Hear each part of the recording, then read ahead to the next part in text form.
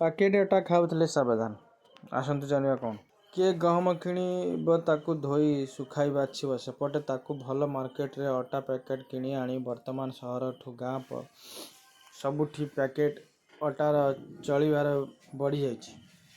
ବଢ଼ିଯାଇଛି। କମ୍ ପରିଶ୍ରମରେ କାମ ହୋଇଯାଉଛି ବୋଲି ଲୋକେ ଭାବୁଛନ୍ତି। ହେଲେ ସ୍ୱାସ୍ଥ୍ୟ ବିଶେଷଜ୍ଞ ପ୍ୟାକେଟ୍ ଅଟାକୁ ଦେଲେଣି ବଡ଼ ଚେତାବନୀ। ପ୍ୟାକେଟ୍ରେ ବିକ୍ରି ହେଉଥିବା ଅଟା ଆପଣଙ୍କ ସ୍ୱାସ୍ଥ୍ୟ ପାଇଁ ହୋଇପାରେ ହାନିକାରକ। ସ୍ୱାସ୍ଥ୍ୟ ବିଶେଷଜ୍ଞଙ୍କ ମତରେ ପ୍ୟାକେଟ୍ ଅଟା ଆଖିକୁ ଦେଖିବାକୁ ଭଲ ହୋଇଥିଲେ ମଧ୍ୟ ସ୍ୱାସ୍ଥ୍ୟ ପାଇଁ ଖରାପ। ଏଥିରେ କୌଣସି ପ୍ରକାର ପୋଷକ ତତ୍ତ୍ୱ ନଥାଏ। ଅଧିକ ସୁନ୍ଦର କରିବାକୁ ଗହମ ଅଧିକରୁ ଅଧିକ ପେଶି ଚିକ୍କଣ କରାଯାଏ। ଫଳରେ ଏଥିରେ ଥିବା ଫାଇବର ସମ୍ପୂର୍ଣ୍ଣ ନଷ୍ଟ ହୋଇଯାଏ, ଯେଉଁ କାରଣରୁ ଏହି ରୁଟି ହଜମ ହେବାକୁ ସମୟ ନେଇଥାଏ। ଅନେକ ତ ପ୍ୟାକେଟ୍ ଅଟାରେ ରୁଟିର ହଜମ ମଧ୍ୟ କରିପାରନ୍ତି ନାହିଁ।